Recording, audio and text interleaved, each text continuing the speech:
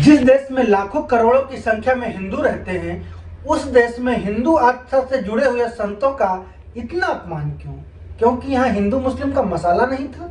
जहाँ पर आपको हिंदू मुस्लिम का मसाला मिलता है, वहाँ पर हिंदू आस्था बिल्कुल सटीक दिखाई देती है। लेकिन जहाँ पर मसाला नहीं मिलता, वहाँ हिंदू आस्था से जुड़े हुए संतों के साथ ऐसी बर्बरता की जाती है। उनके जटा को पकड़कर उनको खींचा जाता है, मारा जाता है, उनकी पालकी का छत्र तोड़ दिया जाता है और शिष्यों को जेल में डाल दिया जाता है। ये जो आप वीडियो देख रहे हैं, ये कोई पाकिस्तान या बांग्लादेश से आया हुआ नहीं है, बल्कि हिंदुस्तान प्रयागराज संगम का है, जहां पर योगी जी की पुलिस इतनी बेलगाम दिख रही है। ऋषियों मुनियों की धरती प्रयागराज संगम, जहां ऋषियों मुनियों को ही पीटा जा रहा है, उनके साथ ऐसा दुर्व्यवहार किया जा रहा है।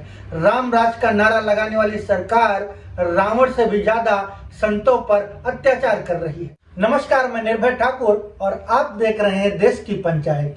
रविवार को मौनी अमावस्या के दिन लाखों करोड़ों की संख्या में श्रद्धालु गंगा जी के तट पर संगम में स्नान करने के लिए पहुंचे। इसी क्रम में अब मुक्तेश्वरानंद जी महाराज भी अपने शिष्यों के साथ स्नान करने के लिए संगम पहुंचे, लेकिन उनके पालकी को रास्ते में ही योगी जी की पुलिस के द्वारा रोक दिया गया। पुलिस ने हवाला दिया कि ये नॉन व्हीकल जोन है, यहाँ से कोई भी व्हीकल को अंदर जाने की परमिशन नहीं है, यहाँ से आपको पैदल जाना होगा। लेकिन ये बात शिष्यों को मंजूर नहीं थी, क्योंकि आज तक कोई भी शंकराचार्य यहाँ से संगम तट तक पैदल नहीं गया था। ये शंकराचार्य के परंपरा के खिलाफ था। शिष्यों और पुलिस के बीच वाद विवाद बढ़ता देख अब मुक्तेश्वरानंद जी महाराज ने पुलिस और अधिकारियों से अपील किया कि हम कुल 128 लोग हैं, हम लोग एक कतार में जाएंगे, आप भी साथ चलो, जिससे कोई भगदड़ जैसी स्थिति उत्पन्न नहीं होगी। लेकिन पुलिस ने साफ मना कर दिया। शिष्यों और पुलिस के बीच में झड़प हुई, जिसमें योगी सरकार की पुलिस का गुस्सा इतना बढ़ा कि संतों और शिष्यों के ऊपर उठा बिठाकर खूब लाठियां चलाई गई, उनके जटाओं को पकड़कर खींचा गया।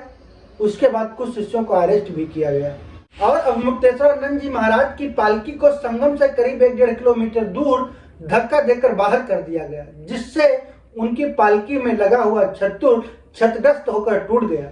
पालकी में छत्तुर धूप या बारिश से बचने के लिए नहीं लगाया जाता, बल्कि किसी महान संत का गौरव होता है।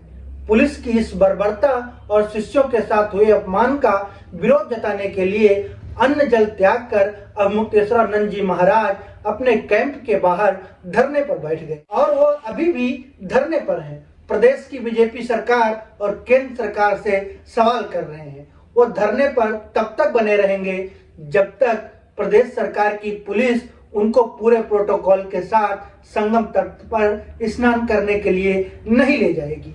इस घटना के बाद जो सवाल उठा कि नेताओं के शीर्ष नेता, प्रधानमंत्री जब पूरे प्रोटोकॉल के साथ संगम में स्नान कर सकते हैं, व्यापारियों के शीर्ष व्यापारी अडानी अंबानी जब पूरे प्रोटोकॉल के साथ संगम में स्नान कर सकते हैं, बॉलीवुड के अभिनेता पूरे प्रोटोकॉल के साथ संगम में स्नान कर सकते हैं, तो संतों के शीर्ष संत शंकराचार्य अपने पूरे प्रोटोकॉल के साथ संगम में स्नान क्यों नहीं कर सकते हैं?